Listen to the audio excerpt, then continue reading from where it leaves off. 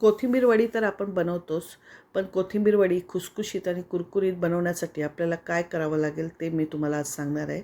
तर कोथिंबीर वडी बनवण्यासाठी आपल्याला कोथिंबीरची जुडी लागणार आहे. तर ती मी एक कोथिंबीरची जुडी घेऊन आली आहे आणि ती व्यवस्थित स्वच्छ साफ करून ती बारीक चिरून घेतली आहे, धुवून घेतलेली आहे आणि मग नंतर बारीक चिरून घेतली आहे. याप्रमाणे एक जुडी मी कोथिंबीर वडी घेतली आहे आणि त्यामध्ये मी बेसन पीठ घालणार आहे 150 ग्रॅम. तर हे बेसन पीठ मी एका कोथिंबीर जुडीला 150 ग्रॅम बेसन पीठ घालून ती कोथिंबीर वडी बनवणार आहे. तर खुसखुशीत आणि कुरकुरीत होण्यासाठी आपल्याला बेसन पीठ कमी वापरावं लागणार आहे आणि कोथिंबीर जास्त लागणार आहे. तर आता आपण त्यामध्ये मसाले घालूया. मसाले मी 1 टेबलस्पून लाल तिखट घातलं आहे, मिक्स मसाला 1 टेबलस्पून घातला आहे, धने जिरं पावडर 1 टेबलस्पून घातलं आहे, हळद मी अर्धा टीस्पून घातलं आहे, आलं लसूण पेस्ट 1 मोठा चमचा भरून घातलं आहे आणि आता आपण त्याच्यामध्ये चवीनुसार मीठ घालणार आहोत. तर 1.5 चमचे मी मीठ घातलं आहे आणि व्यवस्थित आपल्याला मिक्स करून घ्यायचं आहे. मिक्स करून झाल्यानंतर आपण आता थोडं थोडं पाणी घालून त्याला एक घट्टसर गोळा तयार करून घेणार आहोत.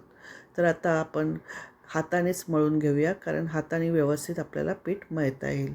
याप्रमाणे घट्टसर गोळा करायचं आहे. पाणी थोडं थोडं करूनच घालायचं आहे आणि आता आपण हाताला चिकट लागतं त्यामुळे आणि गोळाही व्यवस्थित होत नाही. त्यामुळे आपण 1-1.5 चमचा तेल घालून घेतलं आहे आणि व्यवस्थित गोळा तेलावरती असा गोल करून लांबट गोल असा करून घेतलेला आहे.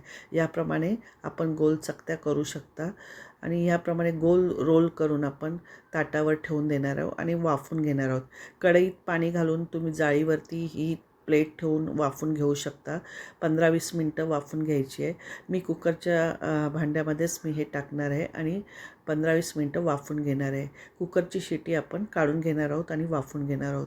15 मिनटांनी मी हे गॅस बंद करून या वड्या मी थंड करून घेतल्या आणि अशा चकत्या कापून घेतल्या आहेत.